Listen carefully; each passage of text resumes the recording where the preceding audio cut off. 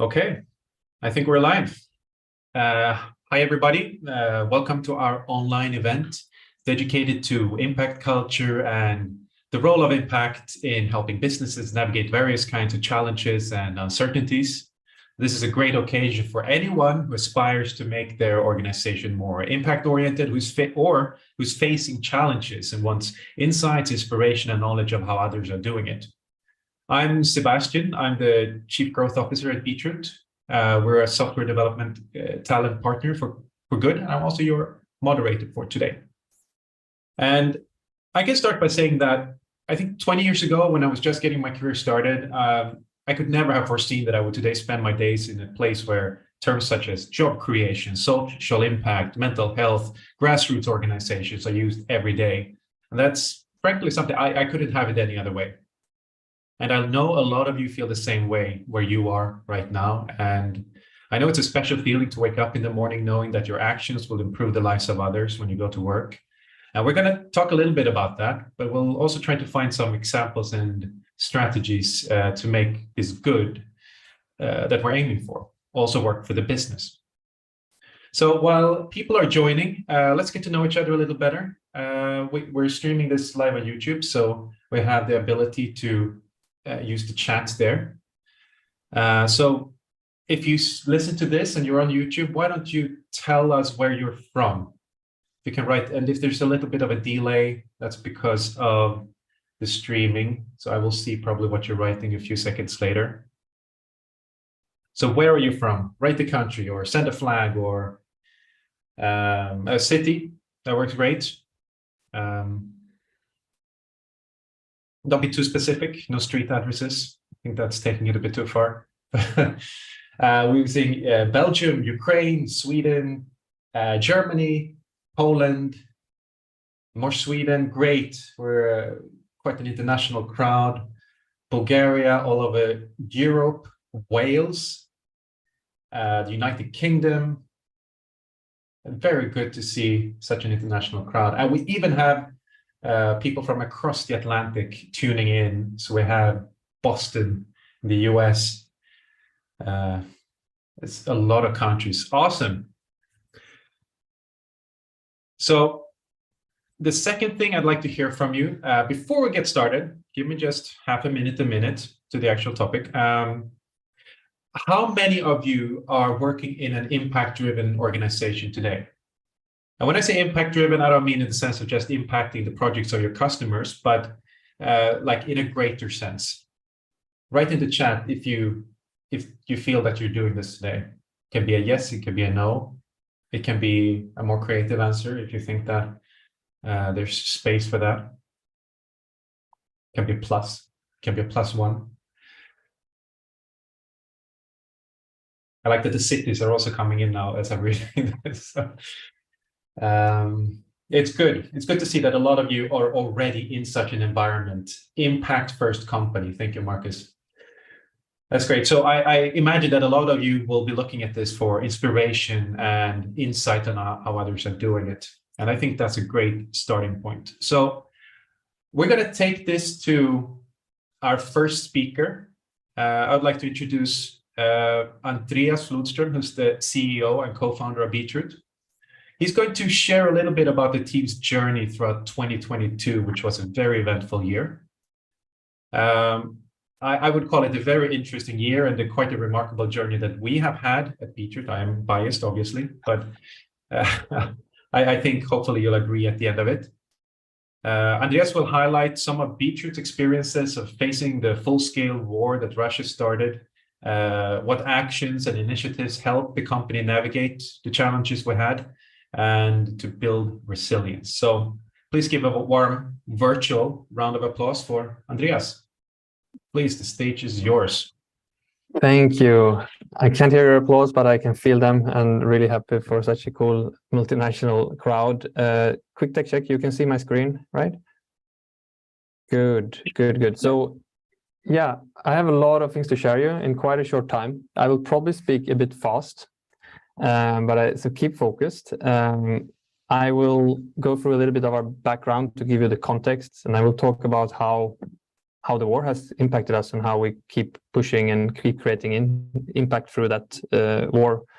And then I will do a little bit un-Swedish thing of bragging a bit about our impact numbers and achievements, because we just launched our impact report just on Monday this week. So background, who are we? Who is Beetroot? Okay, this is too fast.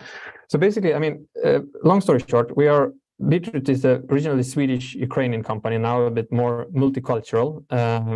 Two Swedes who decided that Eastern Europe is super exciting.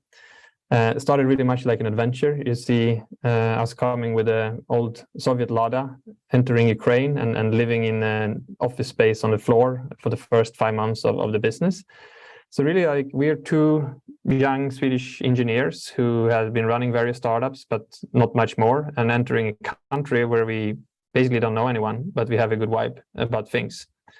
And the background is that we wanted to make an impact. Like, that was our original idea. We didn't even know what we would do or exactly we will do it.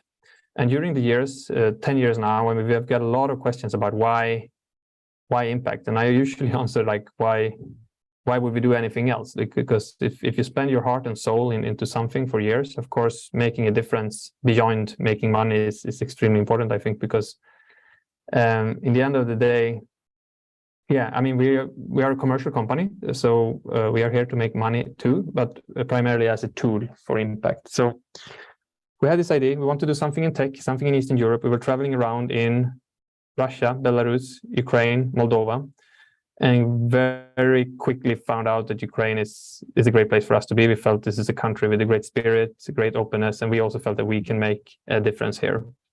And quite quickly, I mean, we started with doing IT consultancy services, and we were not very big. We were 15 people in Odessa at the time. And then the Maidan, the revolution of dignity, started, and then the Russia's war against Ukraine. So that's, it's something that's been with us from the start. And for us, it's changed a little bit our mindset from, let's say, adventurous mood and driving around in Soviet cars to, okay, this is something serious, and we are indeed here to make an impact. So 2014, we went from just being a tech consultancy company to also opening an academy. So it was triggered by basically the idea that, well, tech specialists, they will always be needed regardless of whatever happens in the country. So we decided to make a move. So that triggered a change in us. And we grow over the years. This is still actually a few years old picture, but we grow to an ecosystem of around 500 people. This ecosystem today is majority of the people, like 400 out of 500, are based out of Ukraine, working there today. And then we have now offices in Sweden, Poland, Bulgaria, and our academy is expanding in Romania, Moldova, and we have a Kosovo entry as well. And really, why do we talk about the ecosystem? Because really the idea, again, going back to the impact, is that we are here to make a sustainable impact as a tech ecosystem. That's sort of our mission that goes above all the other goals of the organization, and the rest is sort of different tools to achieve that. I'll stop a little bit here because it's the only slide I will have about telling actually what we do. So Beetroot Tech, it's a tech consultancy. We help typically scale-ups, but also enterprise clients, sometimes startups who are impact-oriented with their software needs. So building dedicated teams, doing various software products, a lot of them in climate tech, in green tech, ed tech, e-health. So that's sort of the biggest part of this ecosystem in terms of number of people, at least. And then, as I said, 2014, we decided let's also educate people. So the mission of the academy is to basically give people a chance for a great career in tech. And we're doing that now for many, many people. It's sort of short, practical boot camp style courses. They used to be partly offline, partly online. After COVID, they're all online and scaling in that way. And we used to run Tech Hub. The Tech Hub, sort of a place for events, educational activities, startup stuff in Mariupol, together with the city of Mariupol. And sadly, as you would imagine, our hub has the same fate as the rest of the city of Mariupol. We will see a little bit more about it later as well. And with the beginning of the full-scale invasion, when we were waking up that morning, we decided to start Beetroot Aid Fund, which is a purely humanitarian activity that we felt that we had the chance to do. So we're talking about impact, and we're talking about resilience, and how it can help you in the impact mission can help you in a difficult situation. And I think for us, it's important to start with the values. So what you see here is sort of our versions of the ingredients of the borscht, the Ukrainian beetroot soup. So these are values essentially, and the water, like one thing that sort of covers it all, is the sustainability vision.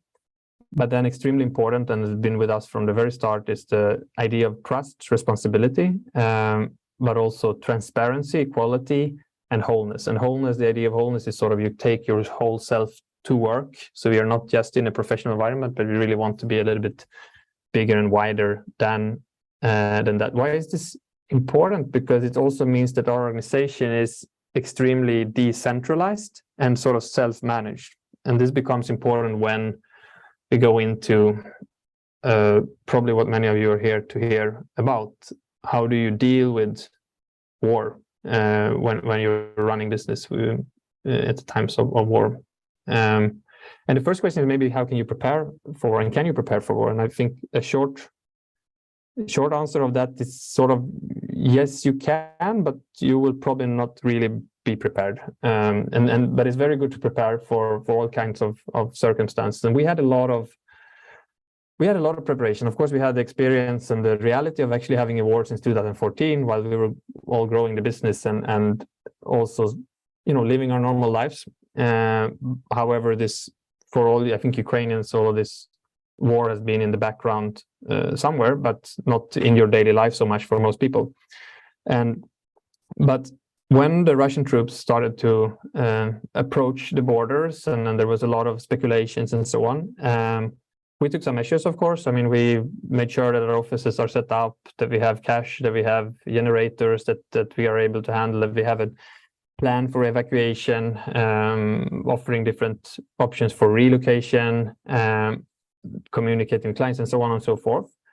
However, to be completely honest, it was quite hard to mobilize people around the idea that we might have war happening soon, because most people didn't believe that this would happen. And I think one of the reasons is because you would sort of couldn't imagine that someone would be so stupid to attack a country like Ukraine, who would, of course, fight back. And I think that's sort of deeply rooted. So in a way, a lot of people were not mentally prepared in the sense that thinking that this will happen.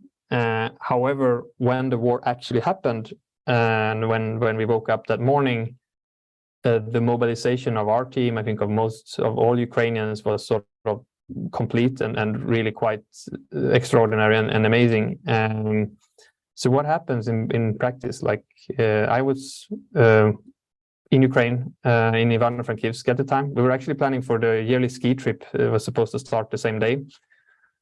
But I got a phone call the evening before. Someone told me that this might happen. And so 4 a.m. or something, I wake up and I see there's a speech by Zelensky, the speech by the other person in Moscow, and wake up and call my colleagues, like in the contingency group. We had a small group of people who were sort of responsible for the contingency of the organization in case of this. And we had a part of our plan was that people should move to the western part of the country, for example, to Ivano-Frankivsk, where I was located. And during that call, basically this photo is taken during that call, we see rockets hitting the airport. And I just turn on my laptop and say, maybe it's not a good idea. Like we really don't know what's going to happen.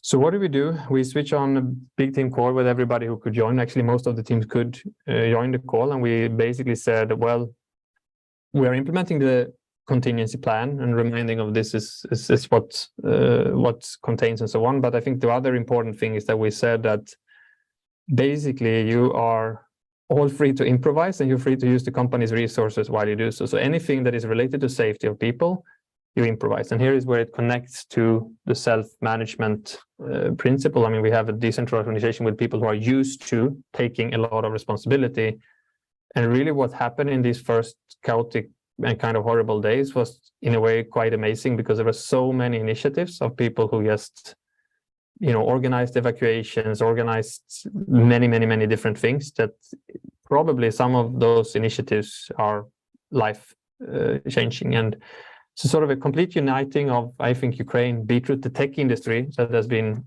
crucial in many ways through this period and is still today. And we, as of today, we are running fast through what's happening, but the first chaotic days we kind of survived.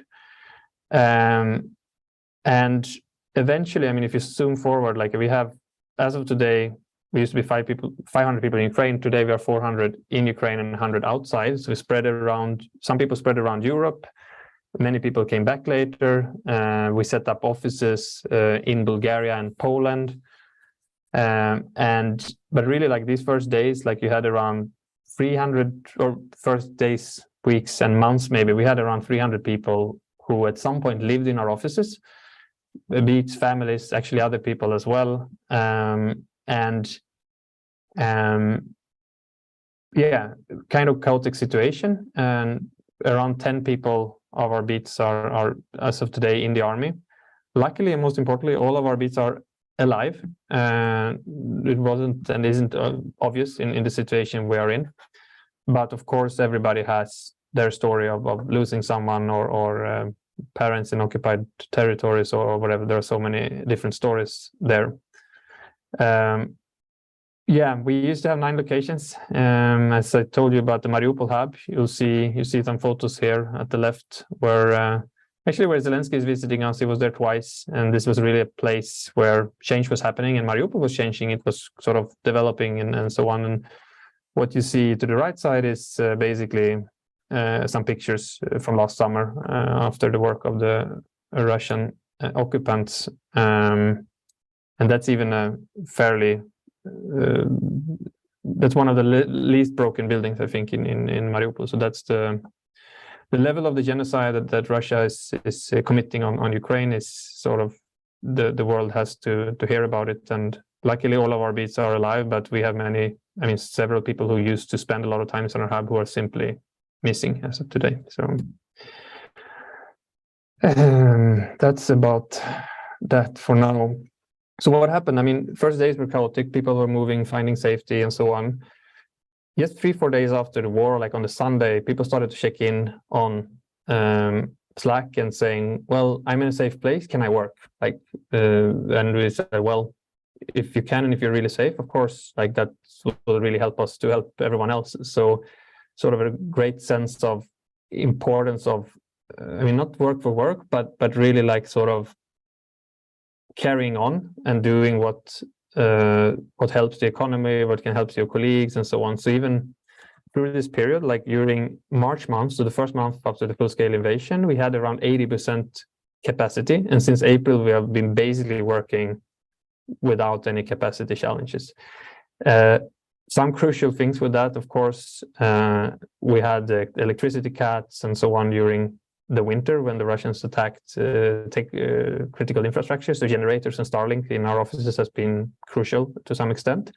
Nowadays, we don't really have those problems for the time being, but of course you have certain interruptions with air alarms and you need to go to the shelter and so on. But overall, we just managed to work, and that's sort of showing the amazing resilience of the Ukrainian people. We even managed to grow a bit last year as a company, and the IT industry as a whole also managed to grow a little bit. So we grew with 15% last year, just pushing forward. And our academy actually grew with 30%, and that's even more remarkable in a way, because that means that during a full-scale war, a lot of people, like thousands of people, decide to go and learn a new profession and start a new career. So that's pretty amazing stuff, I think. Now, moving a little bit sideways here in the topic. So we're talking about impact again, and we have, as I said, like our goal from the beginning was to do something good for the world, sort of.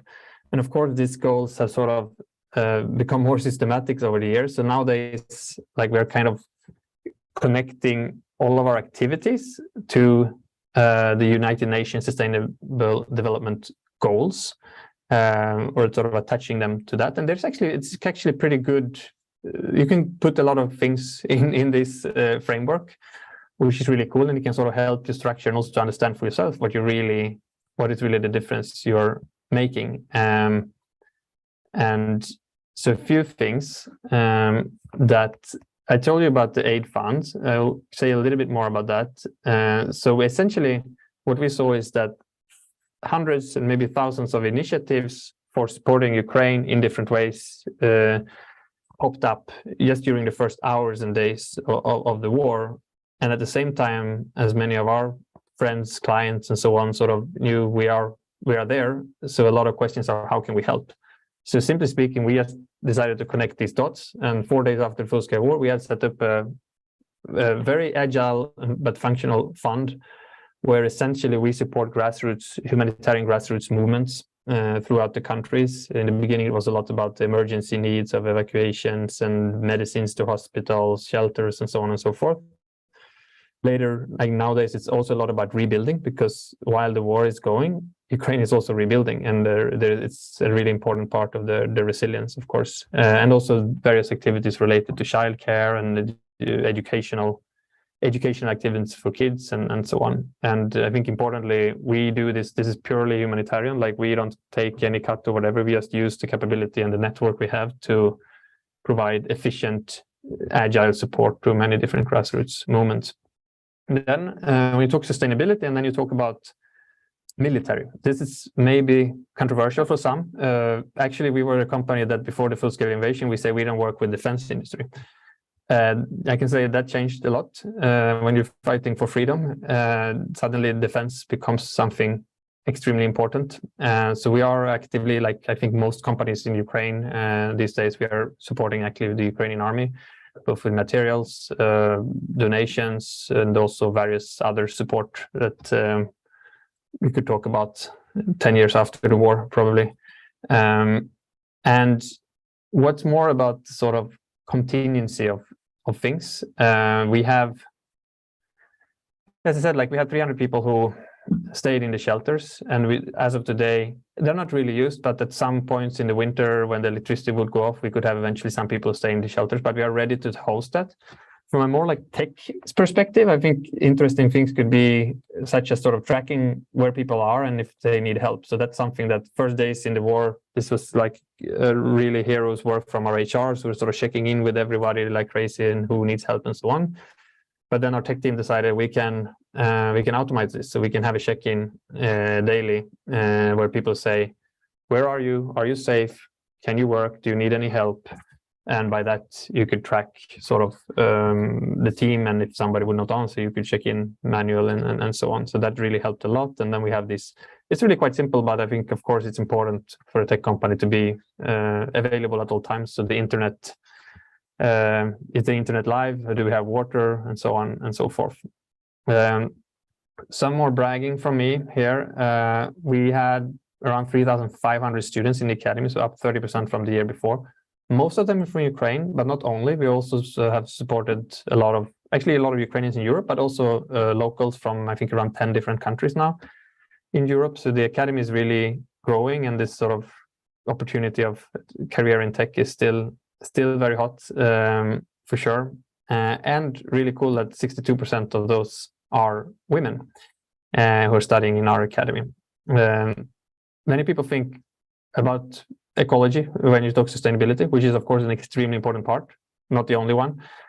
But we are actually, as of 3 years now, CO2 neutral. And partly, of course, we try to minimize our consumption and so on, but we also compensate. And this year it was quite extraordinary in the sense that we actually planted a lot of trees together with the Ukrainian government in deoccupied territories. So it's both a rebuilding effort, but also climate action.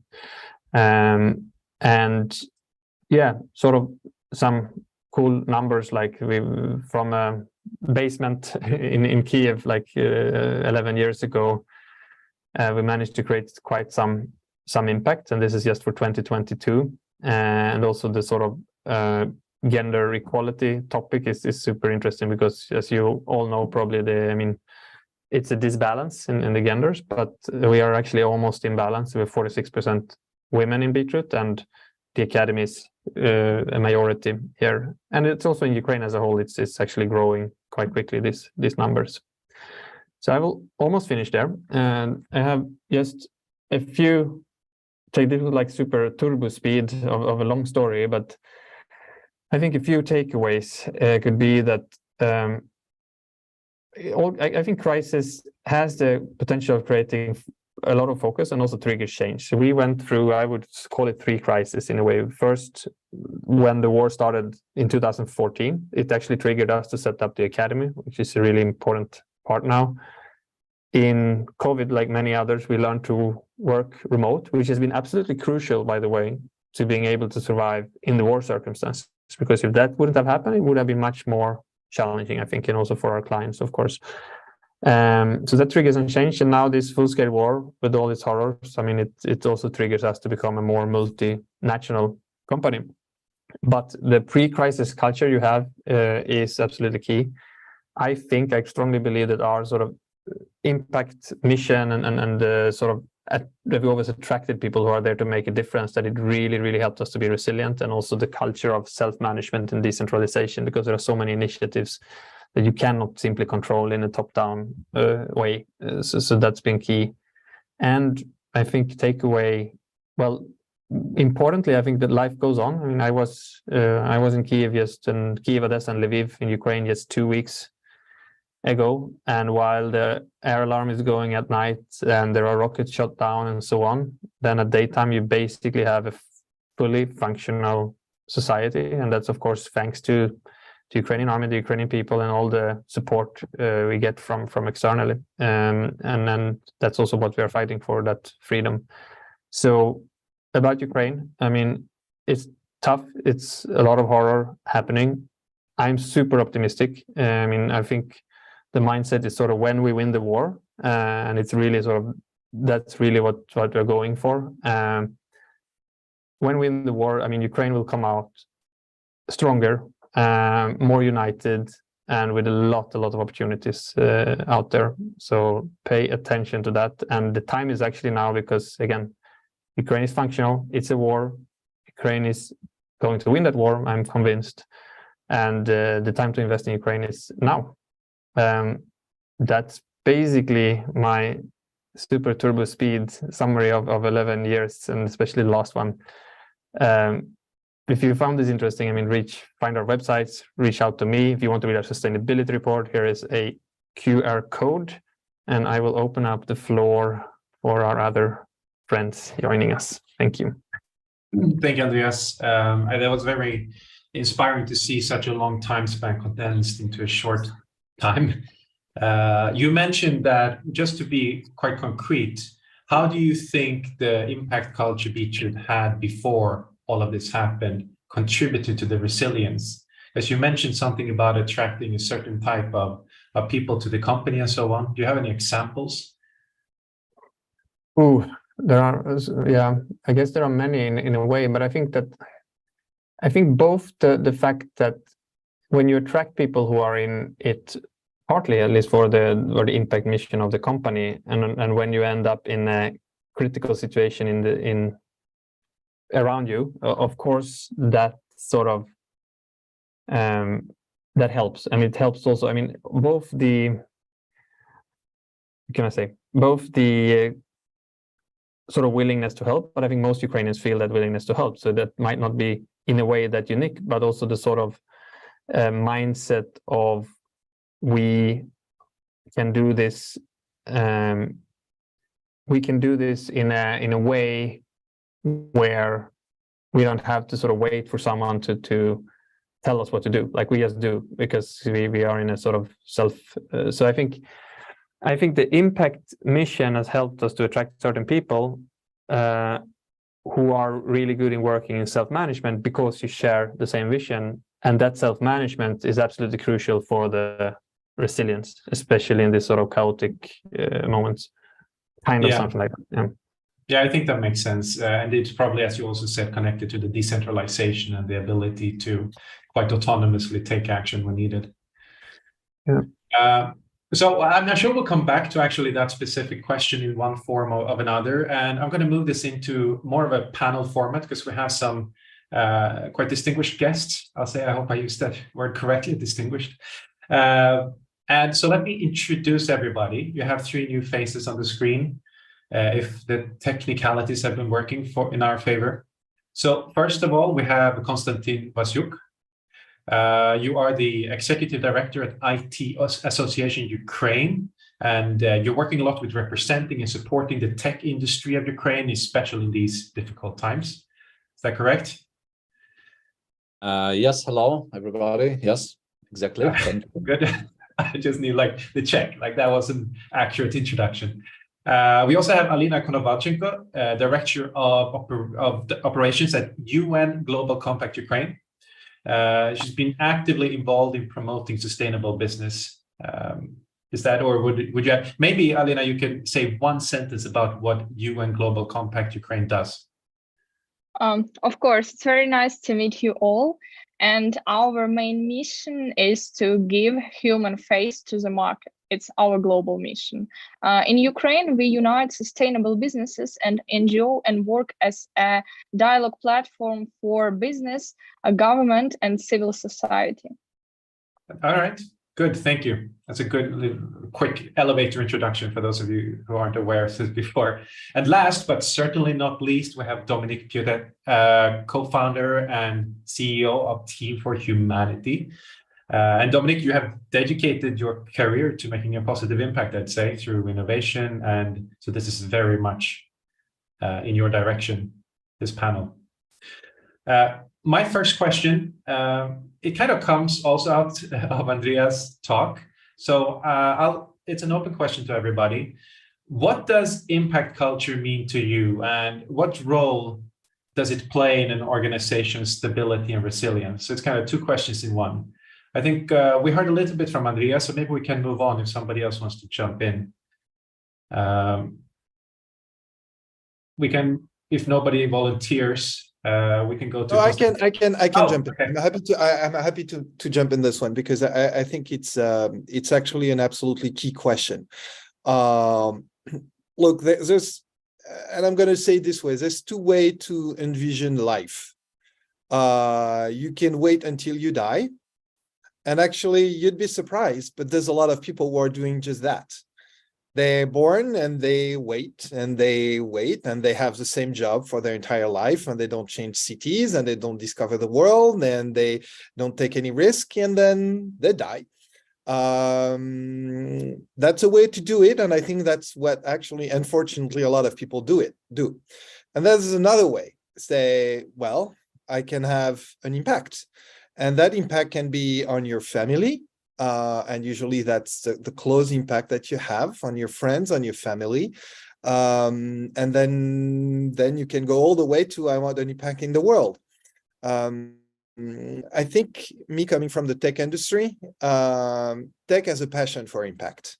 Actually, we do tech because of impact. And that's what we believe. And hopefully, and for some of us, and I think for Andreas and for many people in Ukraine, we want to tech for good. We believe that tech can improve the world. Tech can cure people, tech can make people more effective, tech can make people more connected. And of course, some people will tell you, well, yeah, but that's not always the case. And AI, for example, could be for good or for bad. But I think our role as leaders, entrepreneurs, tech people is to really make sure that tech has an impact for good. And I think that's why I think it's important, and that's why also we have to be resilient, even maybe more resilient than other people, because tech can be both. It can be good or it can be bad. It depends on how we use it and what we do with it. And I think we see that right now in Ukraine, right? I think Ukraine is going to be one of the best countries in terms of drones and drone technology, right? Was it the case before the war? Not completely, but there was some really good thing. And people tend to forget that Sikorsky, the guy who created and invented the helicopter, was Ukrainian. we love stuff that flies in Ukraine. I mean, we do. Well, look, I mean, we're using it for good, for our own good, but for doing good stuff. So that's my few take. And resilience, to me, it's one of the most important quality in human being. It's what differentiates you from doing nothing and be ready to die, or being ready to fight for your values. And that's actually also, I think, what we see. That's my take. Yeah, I think that's a great take, and that tech in itself can create resilience. Do we have another take on this? Maybe Konstantin, I was going to ask you before. Yes, thank you. So first of all, of course, I agree with Dominic. And what I want to add that now we make choice each and every day. And so, I mean, the way you are going to the left, let's say, or to the right, it depends on your experience and your feeling of life and of the understanding what is the goal, and not even the goal itself, but the direction, the trend you're following or creating. It is the best way, yeah. But generally, this challenging time showed that we should overthink our values, think about what has happened in real life and what impact this situation makes on our lives and the lives of our close people, lovely people, and colleagues, etc., etc. So our mission should, let's say, our mission was updated, and that's why, and it was quite unexpectedly, and it means that our values and culture play an essential role in these rows of choices and rows of goals which we are heading to. So this is very important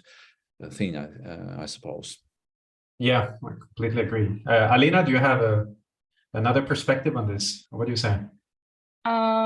Yes, and what I would like to add that the model business of the business is to make business doesn't work anymore at all.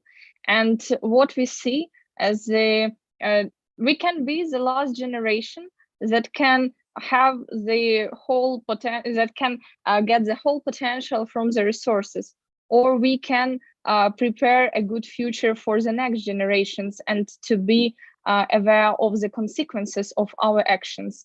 And it is extremely important to understand where you can make impact. Like the new model of leading business is to not to make damage. And if you made damage, then you need to fix it.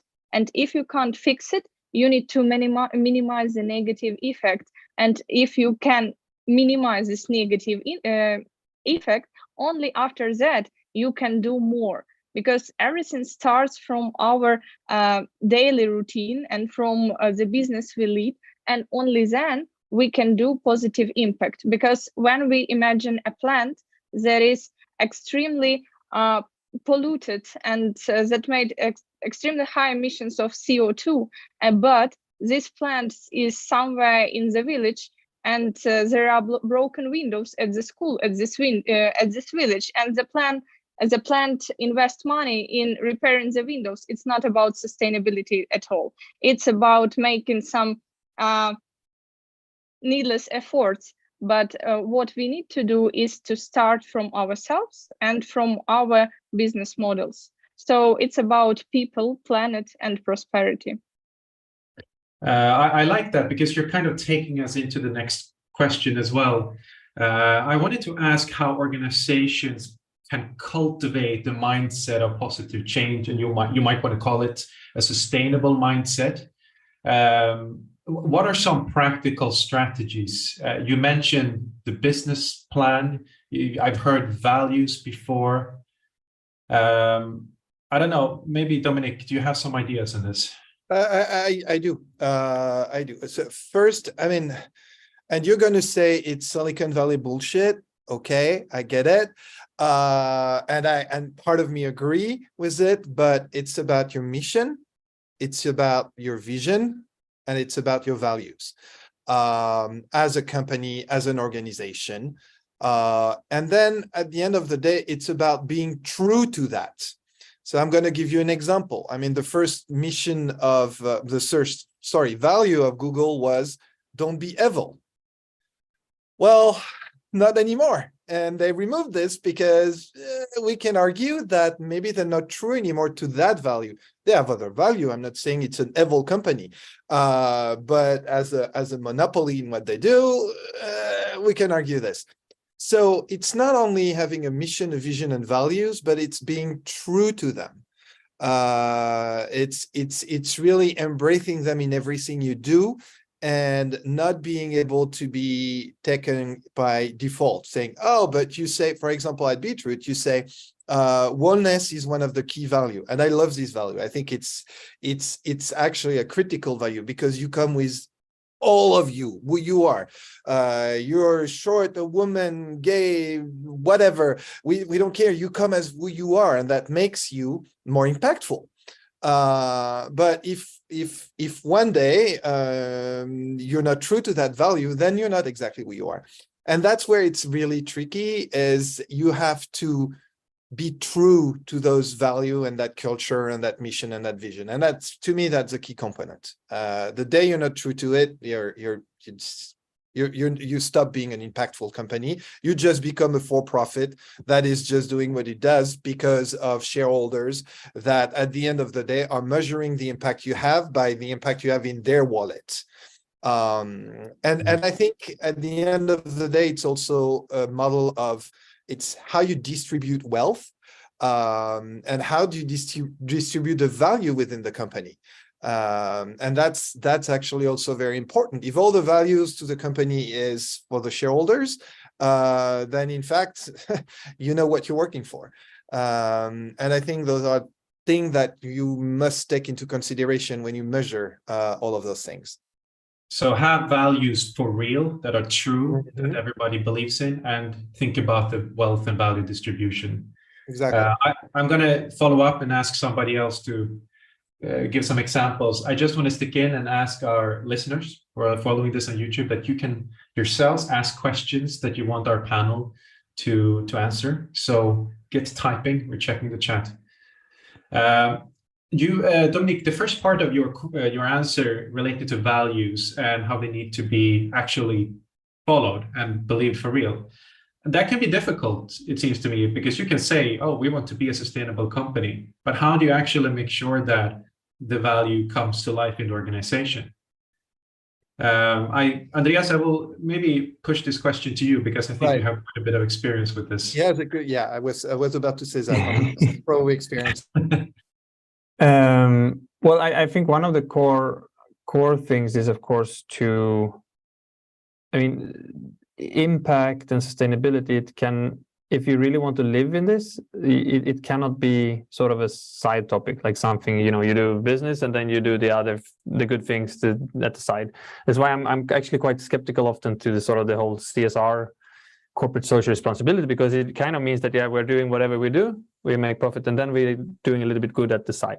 Maybe exaggerating, but I think one of the core is to really try to build it as part of your core business model, like to build it as your strength rather than as something you do at the cost of other things. Because otherwise, if it's not part of your core business, once you hit challenges, you're running, money is not flooding as they should and so on, then suddenly these things become sort of deprioritized. But if your pure mission and what you're good at as a company is, for example, I don't know, building great climate tech software, like to take an example close to ourselves, then of course continuing doing that is always going to be aligned with the rest of the organization. I don't know if I answered your question, but I tried. I think it was a very good try. It's a complicated question, and I think it takes time as well to really bring culture and values to life in an organization. Alina or Konstantin, do you feel that you want to weigh in on this question?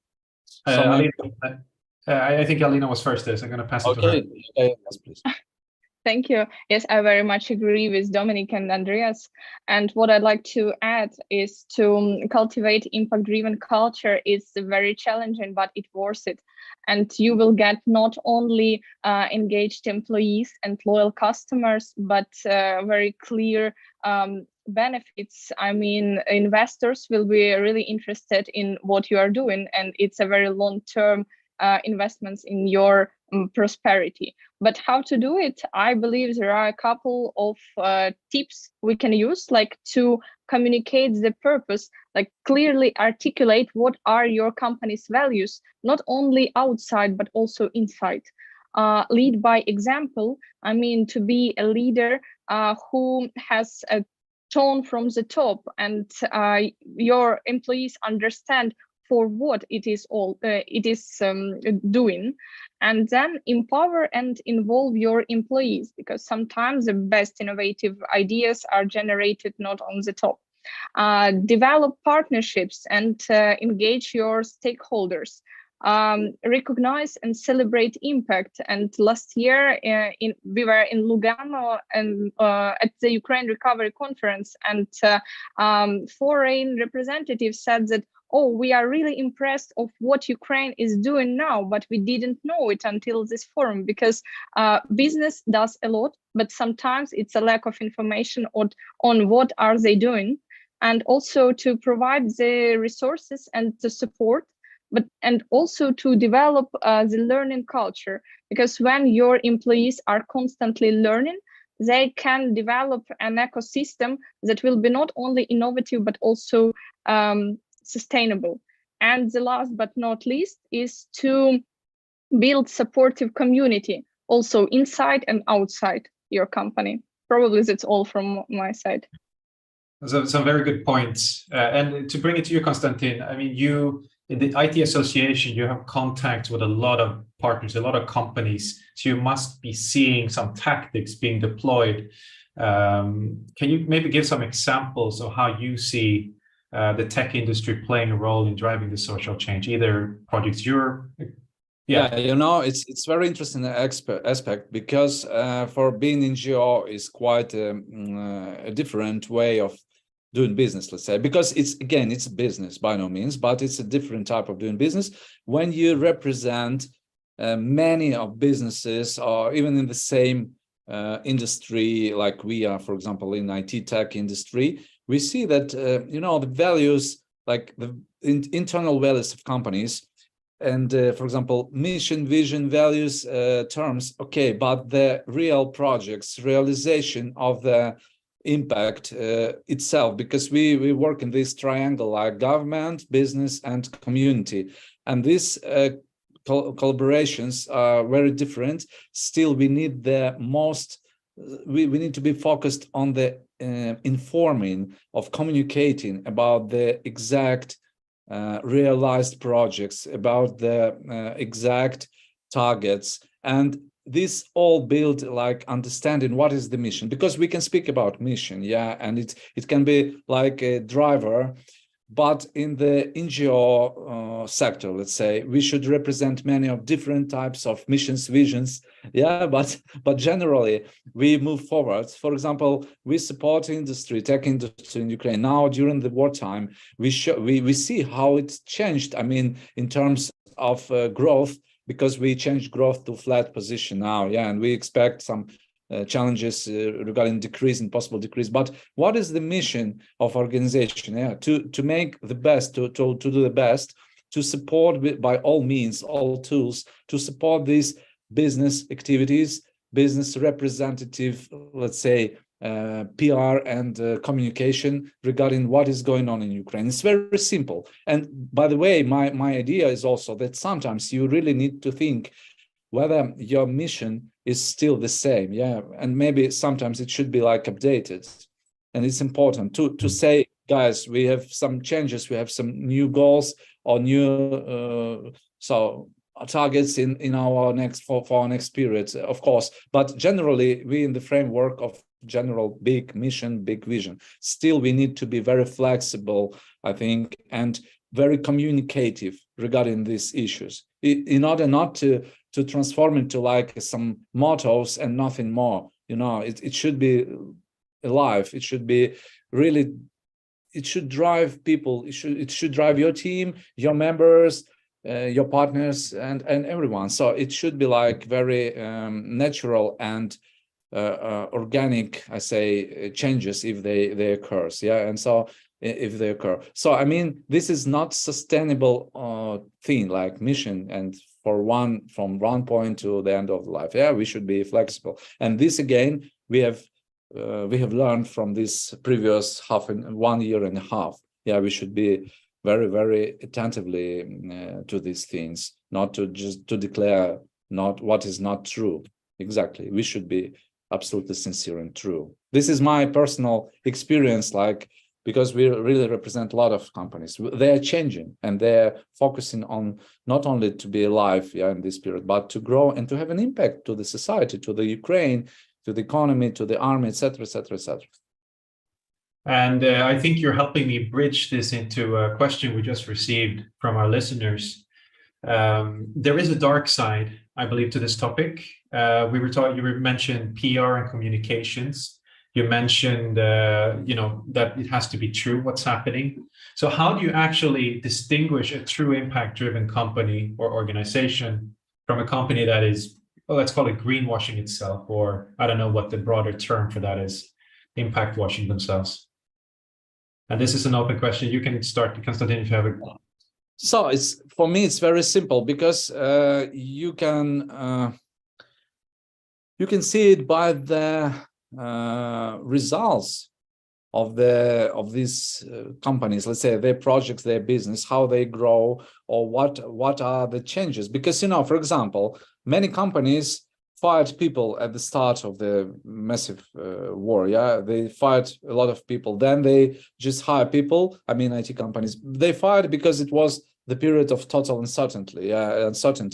But most companies keep people, supported them, and even so, they spent a lot of resources, yeah, to keep the teams, to keep the safety, of course, and everything. And this is no any explanation what is the mission of the company. We understand that the key values is realistic for them, and they want to be sustainable even in such very, very harsh situation. Still, we see the changes. Otherwise, we cannot say that something is going on or okay or not okay, but we see that company is stable, company is growing, or at least they keep the most values on the same level. They invest in this, in not just about business, yeah, talking about business, but talking about much more deeper things. So I mean the results and the impact they have to the people, because IT mostly is people, we're speaking about people,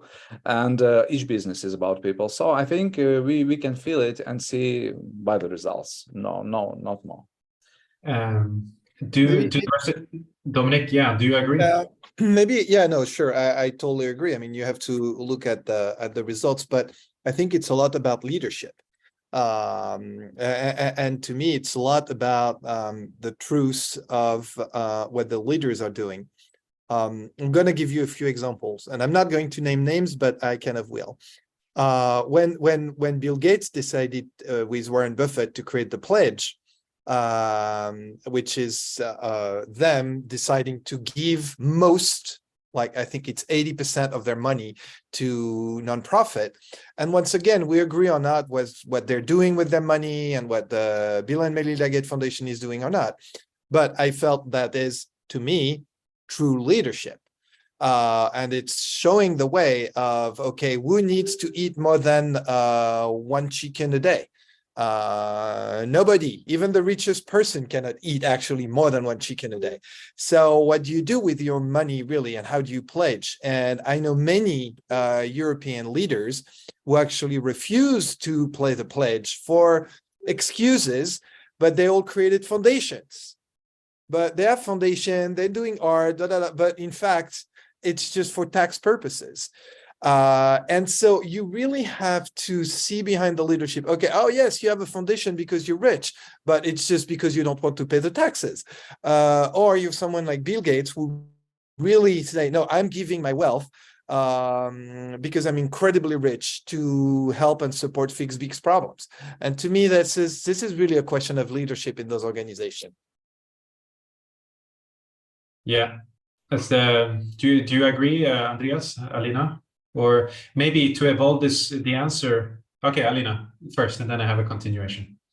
I do agree, and we absolutely agree that it's all about leadership and authenticity, but it's also about results and performance of the company. I mentioned on the beginning of my speech the case with plant polluter, and it's also about it, like when you are a polluter, but you do something additional. It's not about additionality. It's about starting from your processes and transform the ecosystem you work in. What we have annually, the members of Global Compact have a report on their progress that is called Communication on Progress, where they can track what they have done and during the year and in what areas they need to grow. Like 4 areas: anti-corruption, labor, human rights, and environment. And it's very clear for them, like clear open questions where they need to give honest answers on their performance. And the greenwashing strategy doesn't work there at all. Also, before joining us, companies have screening from Sustainalytics and Bloomberg, and only after this screening from the open sources, they can join us. So we really try to minimize the number of participants who are unfair on their performance. But even with the most famous investors, sometimes happen the cases when companies can sometimes give not fair information, but we need to do something to prevent it. And I think that's a great. Okay, Andreas, go. I guess there's plenty of good things to say. I just want to say a short, because of course, there's a lot of like sort of greenwashing and sort of PR and so on and so on. And to be honest, there's no like simple, like you will not, from looking at the first page of a website or a brand, you will not realize if this is an impact company or not. But do read the sustainability report. That will usually give you a really good hint of what they're actually doing, because there you have to sort of list what are you about. It takes time, but the truth needs to be digged up a bit, I think. And if you are an organization that wants to get better at this, like how should you effectively measure and track the impact? Maybe another related question is, what should you be tracking? I don't know, Andreas, if you want to continue that, because I know you were talking about the sustainability report. You just showed pieces from one. Yeah.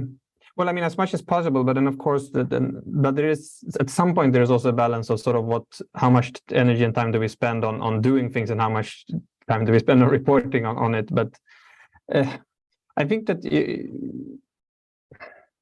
maybe Alina is the best person to answer it. But I'm thinking that I mean, you can measure a lot of things, and you need to start somewhere. But and I think the important thing is to, when you start to do that, what you do, except from the fact that you report on it, is that you also make your own organization aware of, when we do it this way, it has this and this impact. Yeah, it's not like, switch off the sign, switch off the light signs in the office, but well, actually sort of, we decreased our CO2 emissions with 20% per person. Oh, how did you do that? Because we did X, Y, Z. And that's, that in the big picture, everyone doing that systematically and exponentially improving year by year, that's basically how we can save the planet. Yeah, and Alina, maybe it's relevant also to hear what your take is. A pretty short answer, because we're nearing the end of the session. Yeah, I'll be brief. What I believe is the recipe to success. The first thing is to develop your ESG strategy or your sustainability strategy. At least it's better to start with your sustainability strategies and to set metrics and clear KPIs. Of course, the strategy can be adapted or can be changed, but you need to start from something. Like companies that join UN Global Compact, first thing they need to do is to set goals from the 17 goals they work on, and then they can move forward. Then we are talking about the strategy, tone from the top, and other activities they are in. But also reporting and setting clear goals, it's a key to success. That's all from my side. That makes sense. We're actually going to wrap up. I had one more question. Maybe it'll be sneaky and we'll run 1 minute over. I want each of you to give a 1-sentence short advice to tackle the problems, because you might actually encounter challenges when you're trying to foster an impact-driven culture. So what is some challenge you might encounter, and what is your best advice to tackle it? Maybe that's hard to fit in 1 sentence. Maybe we can do 1 or 2 of you.